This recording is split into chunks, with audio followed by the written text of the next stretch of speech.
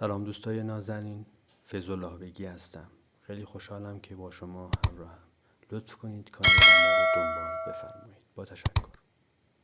So, next day at 7 o'clock, I came to the shop in a cab. There were not very many people in the road because it was early in the morning. In November, it is dark at 7 o'clock in the morning and I could not see the shop very well. I waited 5 minutes. A postman walked past. Then the door of the shop opened and the creature Merrick came out. I could not see his face or his body. He had an enormous black hat on his head, like a big box. A grey cloth came down from the hat in front of his face. There was a hole in the cloth in front of his eyes. He could see out of the hole, but I could not see in.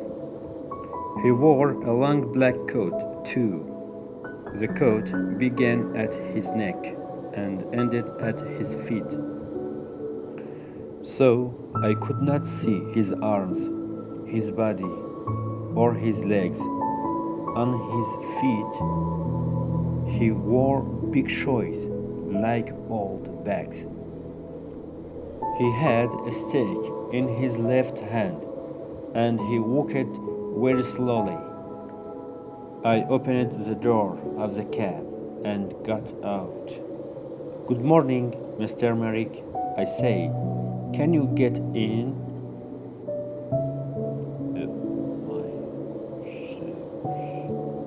He said. "I'm sorry," I said. "I don't understand." For a minute, he stood by the door of the cab and said nothing. Then he hit the cab with his stick. "Steps," he said loudly. "Help me up the steps." Then I understood. There were 3 steps up into the cab, and he could not get up them. "Yes, I see. I'm sorry," I said. "Let me help you." I took his left hand and began to help him. My right hand was behind his back. I felt very strange. His left hand was like a young woman's, but his back, under the coat, was horrible. I could feel the bags of old skin on his back under the coat. He put on enormous foot on the first step, and then he stopped. After a minute, he moved his second foot slowly. Then he stopped and waited again. "Hello, sir. Can I help you?" I looked behind me. It was the postman, and behind him I could see 3 young boys. One of the boys laughed.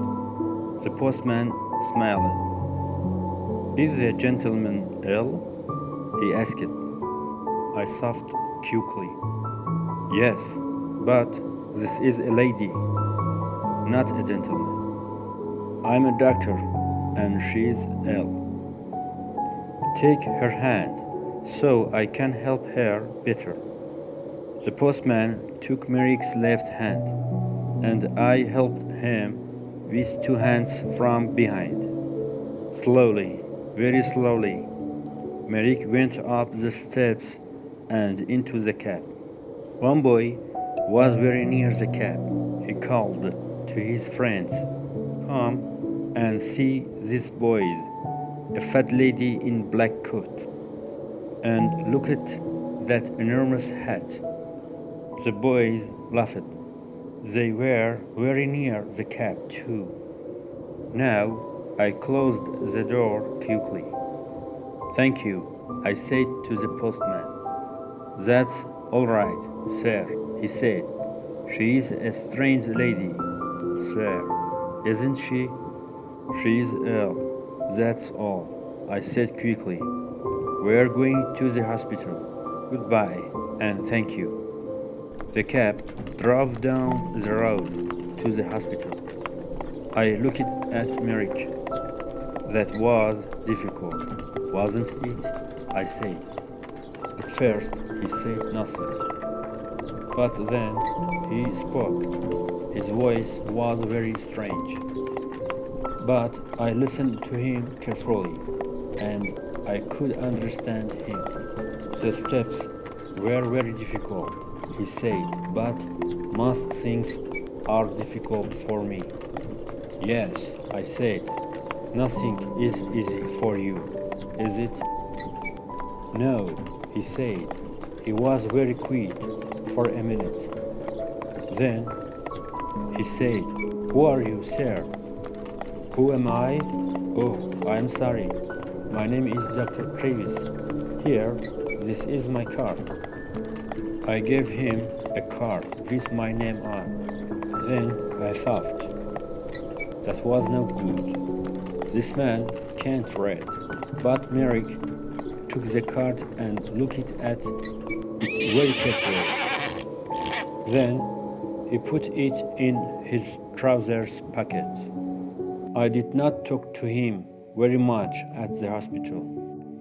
I looked at his head and arms and legs and body very carefully. Then I wrote the important things about him in a little book. A nurse helped me. Merrick looked at her sometimes, but she did not smile at him or talk to him. I think she was afraid of him. I think Merrick was afraid too, because he was very quiet. At 4 o'clock, I took him back to the shop in a cab. The next day, I looked in the shop window again, but the picture was not there.